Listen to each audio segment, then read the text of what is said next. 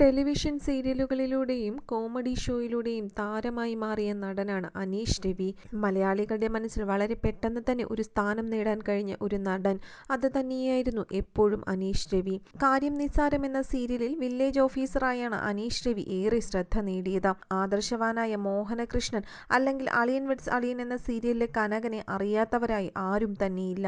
അനീഷ് രവി എന്ന നടനെ പ്രത്യേകമായി തിരിച്ചറിയാനുള്ള രണ്ട് കഥാപാത്രങ്ങൾ തന്നെയാണ് മോഹനകൃഷ്ണൻ എന്ന കഥാപാത്രവും കനകൻ എന്ന കഥാപാത്രവും.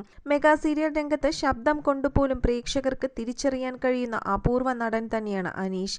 പല കഥാപാത്രങ്ങളിലൂടെ അനീഷ് എന്നും മലയാളികളെ വിസ്മയിപ്പിച്ചിട്ടുണ്ട്. ടെലിവിഷൻ പ്രോഗ്രാമുകളിലൊക്കെ അവതാരകനായും അനീഷ് ഒരുപാട് തിളങ്ങിയിട്ടുണ്ടായിരുന്നു. അതുപോലെ ബിഗ് സ്ക്രീനിലും മുഖം കാണിക്കാൻ എപ്പോഴും അനീഷിന് കഴിഞ്ഞിട്ടുണ്ട്. മലയാളത്തിന്റെ നിത്യഹരിത നായകൻ പ്രേം നസീറിന്റെ നാടായ ചിറയൻകീഴിൽ നിന്നുമാണ് അനീഷ് എത്തിയിരിക്കുന്നത്. എന്നാൽ ആ ജീവിതയാത്രയിൽ മരണത്തെ മുഖാമുഖം കണ്ട നിരവധി സന്ദർഭങ്ങൾ അനീഷിന്റെ ജീവിതത്തിൽ ഉണ്ടായിട്ടുണ്ടെന്ന് അനീഷ് തന്നെ മുൻപ് പറഞ്ഞിട്ടുണ്ടായിരുന്നു. ഈ ലോക്ക്ഡൌൺ കാലത്ത് തുടർച്ചയായി 51 ദിവസം ഫേസ്ബുക്കിൽ ലൈവിലെത്തി പ്രേക്ഷകരുമായി സംസാരിക്കാൻ അനീഷ് മറന്നിട്ടില്ലായിരുന്നു. പ്രേക്ഷകരെ മോട്ടിവേറ്റ് ചെയ്യാനും അനീഷ് പ്രത്യേകം ശ്രദ്ധിച്ചിരുന്നു. പലതരം പ്രതിസന്ധികൾ നേരിട്ട തനിക്ക് മരണത്തെ മുഖാമുഖം കണ്ട നിരവധി പ്രതിസന്ധികൾ ഉണ്ടെന്നാണ് താരം പറയുന്നത്. അതിലൊന്ന് ഏറെക്കാലം തന്നെ ഉറക്കത്തിലും വേട്ടയാടിയിരുന്നു. കടുത്ത തലവേദനയിൽ നിന്നും ഒരു മോചനമായിരുന്നു അതെന്ന് അനീഷ് പറയുന്നുണ്ട്.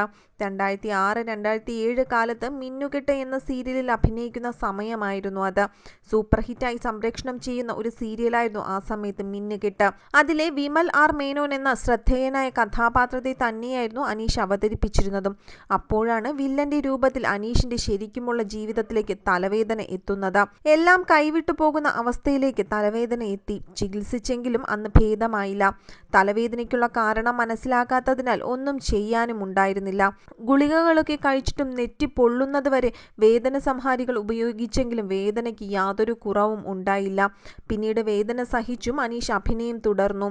വിമൽ എന്ന കഥാപാത്രം ഉറക്കെ സംസാരിക്കുന്ന കോമഡി പറയുന്ന തരത്തിലായിരുന്നു. ഒരു നിമിഷം ജീവിതവും കരിയറും കൈവിട്ടു പോകുമെന്ന് തോന്നിപ്പോയി. ചിറയൻകീഴുള്ള ദേവീക്ഷേത്രത്തിൽ പോയി ദേവിക്ക് മുൻപിൽ നിറ കണ്ണുകളോടെ തൊഴുതു നിന്നു. ഒന്നും വേണ്ട, പൂർണ്ണ ആരോഗ്യത്തോടെ നിവർന്നു നിൽക്കാനാവണേ എന്നു മാത്രമായിരുന്നു ആ സമയത്ത് മനസ്സിലെ പ്രാർത്ഥന. ഭാര്യയുടെ ചേച്ചി ഡോക്ടർ രാജലക്ഷ്മി വഴി ശ്രീചിത്ര മെഡിക്കൽ സെന്ററിലെ ന്യൂറോ സർജനായ ഡോക്ടർ ഈശ്വരുടെ അടുത്തെത്തി. തന്റെ തലച്ചോറിൽ ഒരു സ്പോട്ട് രൂപപ്പെട്ടിട്ടുണ്ടെന്ന് അറിഞ്ഞതോടെ സർജറി വേണ്ടിവരുമോ എന്ന ആശങ്കയിലായി. ജീവിതത്തിലേക്ക് തിരിച്ചു കൊണ്ടുവന്നത് ഡോക്ടറാണെന്നും അനീഷ് പറഞ്ഞു. ഡോക്ടർ തനിക്ക് നൽകിയ ആത്മവിശ്വാസം ചെറുതൊന്നുമല്ലെന്നും ഇതൊന്നും കാര്യമാക്കേണ്ട, എളുപ്പത്തിൽ മാറ്റാം എന്നിങ്ങനെയുള്ള വാക്കുകൾ തനിക്ക് കരുത്ത് നൽകിയെന്നും അനീഷ് പറയുന്നു. ട്രീറ്റ്മെന്റ് തുടങ്ങി ഡോക്ടറെ കാണുന്നത് പോലും സന്തോഷവും ആശ്വാസം നൽകി. ഒപ്പം ലൊക്കേഷനിൽ ഏവരുടെയും പിന്തുണയും ആ സമയത്ത് ലഭിച്ചിരുന്നു. 2 വർഷത്തോളം നീണ്ടുനിന്ന ചികിത്സയിലൂടെ വേദനയ്ക്ക് ശമനമുണ്ടായി. ഇപ്പോൾ അനീഷ് അതിൽ നിന്നും പൂർണ്ണമായി ഭേദമായിരിക്കുകയാണ്. തന്റെ ജീവിതത്തിൽ പ്രധാനപ്പെട്ട ഒരു ഘട്ടത്തിൽ ഈശ്വര തുല്യനായി വന്നയാളാണ് ഡോക്ടർ ഈശ്വരെന്നും താൻ താണ്ടിയ മനോവേദനകളുടെയും പ്രയാസങ്ങളുടെയും ആഴം എന്നും തന്റെ ഉള്ളിൽ ഉണ്ടാകുമെന്നും അനീഷ് തുറന്നു പറയുന്നു. ലോക്ക്ഡൌൺ സമയത്ത് എല്ലാ ദിവസവും ഉച്ചയ്ക്ക് 2 മണി മുതൽ 10 മിനിറ്റോളം താരം ഫേസ്ബുക്കിൽ ലൈവിൽ വന്ന് ആരാധകരുമായി സംസാരിച്ചിരുന്നു.